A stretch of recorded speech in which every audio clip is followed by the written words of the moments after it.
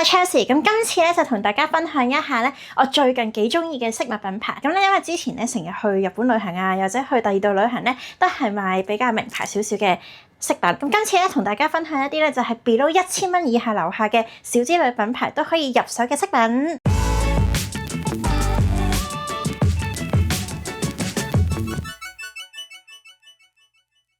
好，首先咧就講咗我最近入手咧呢個 Sué 品牌嘅飾物。咁咧其實基本上咧佢哋好多飾物咧都係18K 金去製成嘅。咁之後咧配合咗唔同嘅款式啦，呢個咧就我已經打開咗，因為而家已經大咗啦。咁就係比較 minimalism 啲，同埋咧我會覺得咧佢日常襯嘅話就比較高貴大方啲。返工啊，又或者係你話出街去旅行啊，或者去出席 event 嘅話咧都一流。咁咧佢呢個咧就係馬魯石嘅頸鏈，咁佢方形嘅設計咧就比較型格啲，同我平時用開嗰啲頸鏈嘅 style 咧有少少唔一樣。條鏈咧呢個位咧就可以 adjustable 嘅，咁你就可以較唔同長度就扣唔同嘅扣。我自己咧唔係好中意戴好短，又或者唔係好中意戴好長咧，就通常扣中間呢個位咧就好 perfect。咁呢個係我入手嘅第一條頸鏈，呢個係我幾中意嘅。之後咧就到另外有兩樣嘢，一咧就係頸鏈，二咧就係手鏈。講埋頸鏈先，頸鏈咧頭先嗰個就係黑色嘅方扣啦，呢個好可愛。我第一次見到嗰陣時喺官網睇咧就已經好中意。咁佢係一個心心嘅設計啦，咁呢度 total 係6粒細嘅心心，咁就銀色、金色、銀色、金色咁樣配搭。咁如果你係平時你係中意戴金色嘅話咧，佢都會有直接金色嘅揀，或者係你唔係好中意戴金色嘅飾品咧，有成條都係銀色嘅。噔噔，我就戴上去啦。呢個咧就係心心嘅頸鏈啦。咁咧佢係銀色、金色、銀色、金色咁樣間住。咁咧嗰啲心心咧就比較細嗰啲，咁所以咧你見一排6個咧都唔會話覺得好浮誇好搶眼，因為我呢個係金色為主嘅頸鏈嚟㗎嘛。咁如果你襯埋金色嘅耳環嘅話咧，就會好精神同埋好好睇。金色嘅部分咧，無論係頸鏈又好，又或者佢嘅耳環都好咧，都係18K 金去鍍金而成嘅。所以咧佢呢個品牌嘅金色嗰啲飾品咧就比較 durable 啲啦，同埋咧你用耐咗都唔怕變色，咁就係性價比高少少。同埋咧我個人咧除咗嗰2條頸鏈之外咧，我最滿意咧就係呢個耳環，因為大家咧成日睇片咧都見我戴好大隻耳環啦。咁基本上咧我細隻嘅耳環咧，除咗係 luxury brand 嘅耳環之外咧，其他咧係冇乜嘅。咁但係呢一個咧就好好襯，同埋咧佢無論係我襯花花裙又好啦，又或者我翻工咧襯啲正式啲嘅衫咧都非常之好睇。之後咧就到手鏈啦，手鏈咧因為咧我戴咗冇幾多次嘅啫，所以就套得好地地。咁佢呢一個咧係黑色馬魯石啦，再配金色珠珠，再配啲珍珠咁樣嘅。佢其實全部咧都係用天然嘅寶石製成嘅，咁咧就比較咧細緻啲，同埋咧你戴上手咧都會係好好睇，同埋好好襯。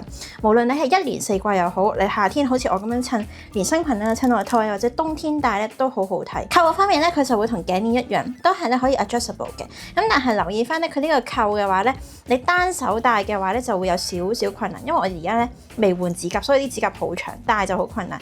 咁所以可能咧要揾朋友咧，或者係揾另一半咧幫你戴啦。我自己單手咧就戴唔到嘅呢一個位。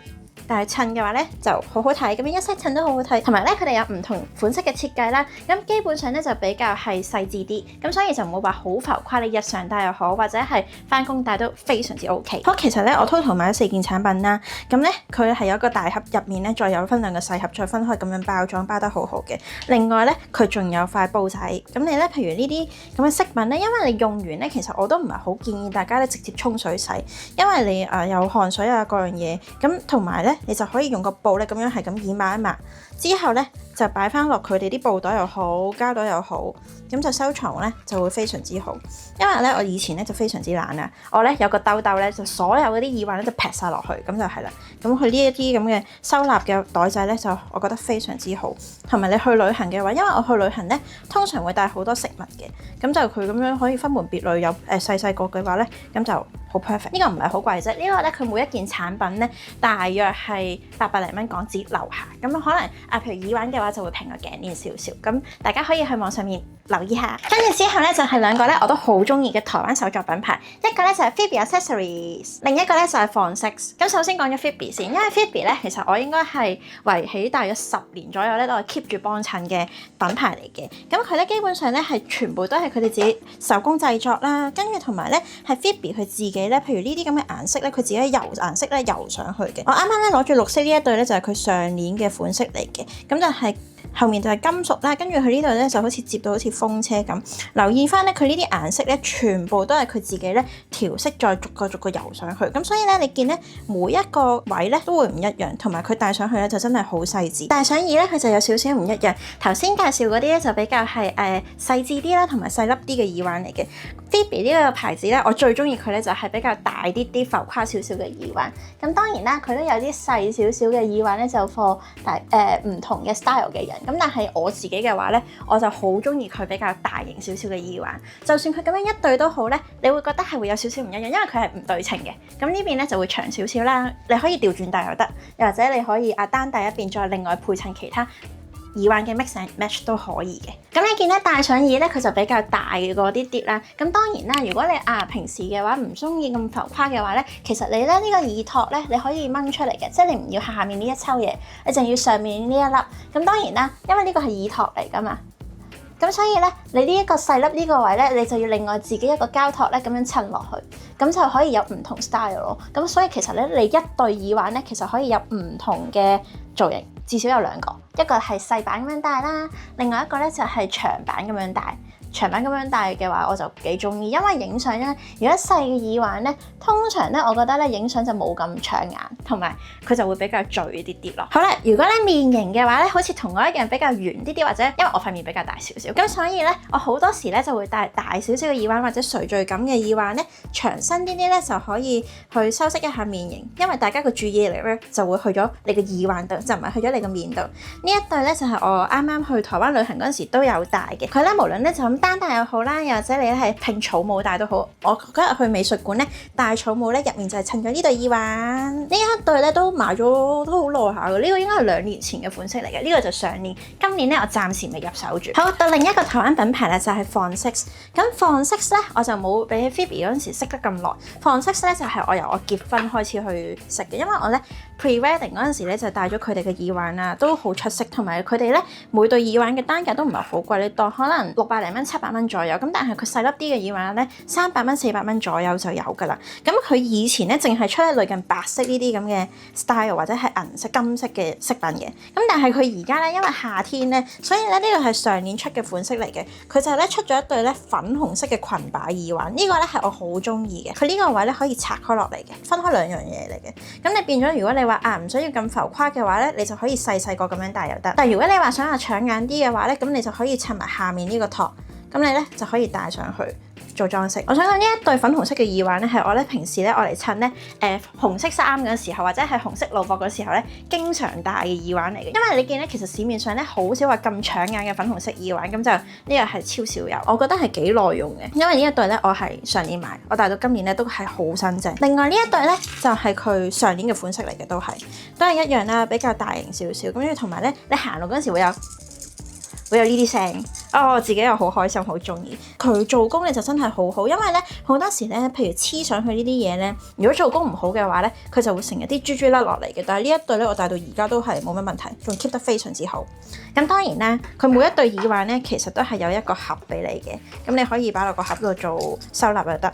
但係因為咧，我有太多耳環啦，所以通常咧，我去旅行咧係按品牌咁樣收納嘅，即係我Font6就係呢一個咁樣一個盒，跟住 Phoebe 就係另外一個盒咁樣。好，咁呢兩個品牌咧，其實咧，如果你去台北嘅話咧，你可以喺中山站個誠品南西嗰度咧，喺 Phoebe 嗰個 pop-up store 咧係會買得到嘅。咁但係如果你話你冇機會去台灣，但係你又好想買嘅話，唔緊要，佢哋兩個咧都有 online website 嘅，咁你就可以 online 購買。咁其實個價錢咧都係對翻港紙差唔多嘅啫。咁但係就係冇得退稅。台北嗰度咧，你就可以買夠2000蚊咧，就有得喺誠品度退稅。好，咁另外咧，我最想同大家分享嘅咧就係另外喺香港嘅品牌就叫 Joysticky。咁佢基本上咧都係出啲 vintage 紐扣嘅飾物啦，無論係髮夾又好、頸鏈、耳環，佢哋都有。咁但係咧，今次我去台灣，因為我哋去7月去台灣啊嘛，咁係非常之熱。咁我咁樣放散頭髮落嚟咧，其實係好熱。咁我就戴咗佢哋嘅鯊魚夾，一個就係銀色紐扣，呢個就係長身啲啲。咁咧呢個咧就可以咧係立晒所有頭髮，紮髻又好，或者紮一半都好。咁咧銀色呢個咧就好搶眼，因為佢就呢度係一排啦，咁就係有5粒紐咁樣，5粒紐咧都係日本嘅 vintage 紐嚟嘅，咁就銀色包布，同埋佢呢個位咧係膠嘅鯊魚夾呢個位。咁所以變咗咧，你夾頭髮嗰陣時咧就唔會話成日卡住好唔舒服啦。呢個我幾中意，呢個咧戴上頭影相都好搶眼。好，到另外一個啦，呢個咧就係短版少少嘅。咁其實佢呢個長度咧就係唔夠立起晒所有頭髮，但係如果你話紮半邊嘅話咧，就夾起出嚟咧就非常之好睇。咁戴上去嘅話咧就會比較 elegant 啲，咁就同頭先嗰個銀色紐扣唔一樣。銀色紐扣嗰個就比較 sharp 啲、搶眼啲。其實咧平時咧我用鯊魚夾咧就真係好快速，我唔會加橡筋。咁咧就喺一半左右咧就咁係咁意咧，咁樣夾起咧就已經 OK 㗎啦。咁當然啦，有鏡嘅話咧就會做得好少少，就唔會話上面好拱啊好亂。咁但係基本上咧，如果你用鯊魚夾嘅話咧，比起你用橡筋去紮頭髮咧，就唔會有個孔咁樣去箍住。長期用嗰啲膠同埋幼嗰啲黑色橡筋去紮嘅話咧，佢過度拉扯你啲頭髮，咁就變咗好容易會甩頭髮。呢一個係咁，當然啦，你除咗咁樣紮一半之外咧，你都可以 explore 唔同嘅 style 嘅。有啲頭髮比較短身啲嘅朋友咧，如果佢用呢個中 size 咧，就可以一次過all back。我咧因為頭髮太厚啦，咁所以如果呢個 size 嘅話咧，我就一半。反而咧大呢一個嘅話咧，我就可以一次過立起晒所有頭髮。好，咁到最後咧就係咧我幾中意佢哋另一個產品就係手鏈。咁手鏈咧頭先我介紹咗嗰條咧就係好靚啦，好細緻同埋嗰個 design 好好。咁但係因為咧佢個扣咧係冇辦法自己一個人戴嘅，你係要請另一半啦或者係叫朋友幫手幫你戴。但係 Joysticky 咧呢個手鏈咧係我上一次去越南咧非常之中意，因為佢好方便。你呢度咧佢可以都係調節長度嘅，都有呢個扣。咁但係咧中間呢個位咧佢係磁石扣嚟嘅，所以你咁樣一掰，跟住我單手咁樣戴咧，咁就可以自己戴到咯。呢個係我幾中意嘅 design 嚟嘅，因為大家咧成日以為咧磁石扣咧佢係會 fix 咗你個長度，但係咧中間佢有呢一個位調節扣咧，咁就唔會話fix 咗長度，你可以按自己嘅需要啦去校翻你想要嘅尺寸。咁嚟緊咧我都會同 Joysticky 呢個香港品牌咧就會有 crossover 啦，就會推出耳環同埋推出手鏈嘅。咁大家如果有興趣嘅話咧，就可以留意我哋嘅 Instagram 產品就會喺8月嗰度推出㗎啦。咁就大家可以去網站選購，價錢咧都唔會話好貴嘅，大約係100-200蚊左右一樣嘢。咁所以大家有興趣嘅話就可以記得去睇啦。咁今日條片咧就嚟到呢度啦。中意我哋條片嘅朋友咧，記得俾個 like 同埋 share 我哋條片。未訂閱我哋嘅朋友咧，記得 subscribe 我哋嘅 YouTube channel，仲要記得 like 埋我哋 Facebook 同埋 Instagram。我哋下條片再見，拜拜。